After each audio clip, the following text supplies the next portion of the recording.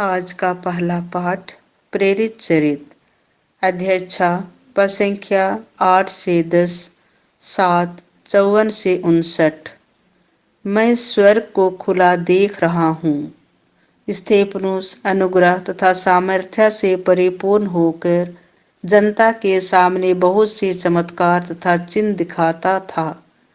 तब दासिया युग नामक सभागृह के कुछ सदस्य और किरेन, सिकंदरिया, सिलिसिया और एशिया के कुछ लोग आकर स्तेफनुस से विवाद करने लगे, किंतु वे स्तेफनुस के ज्ञान का सामना करने में असमर्थ थे, क्योंकि वह आत्मा से प्रेरित होकर बोलता था।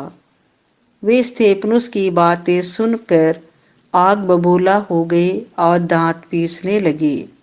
स्तेफनुस ने पवित्र आत्मा से पूर्ण होकर स्वर्ग की ओर दृष्टि लगाई और ईश्वर की महिमा को तथा ईश्वर के दाहिने विराजमान यीशु को देखा।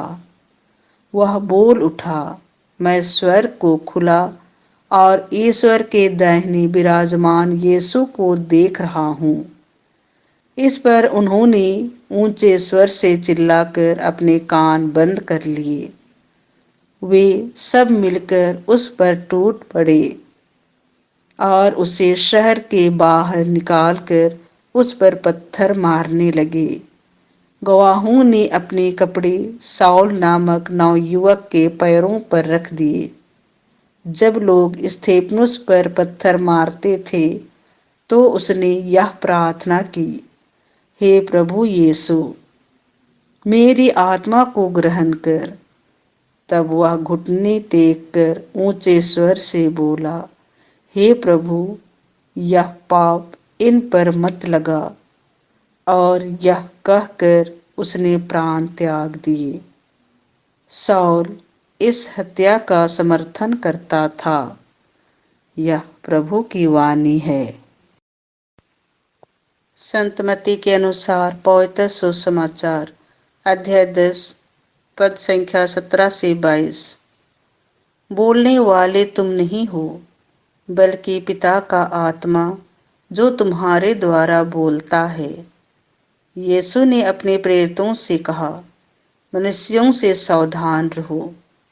वे तुम्हें अदालतों के हवाले कर देंगे और अपने सभागृहों में तुम्हें कोड़े लगाएंगे।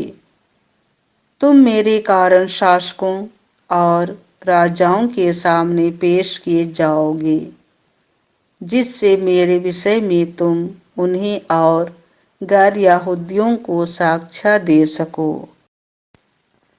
जब वे तुम्हें अदालत के हवाले कर रहे हैं तो यह चिंता मत करो कि हम कैसे बोलेंगे और क्या कहेंगे। समय आने पर तुम्हें कहने के लिए शब्द दिए जाएंगे, क्योंकि बोलने वाले तुम नहीं हो, बल्कि पिता का आत्मा है जो तुम्हारे द्वारा बोलता है। भाई अपने भाई को मृत्यु के हवाले कर देगा और पिता अपने पुत्र को। संतान अपने माता पिता के विरुद्ध उठ खड़ी होगी और उन्हें मरवा डालेगी। मेरे नाम के कारण सब लोग तुमसे बैर करेंगे, किंतु जो अंत तक धीरज धरेगा उसे मुक्ति मिलेगी। यह प्रभु की वाणी है।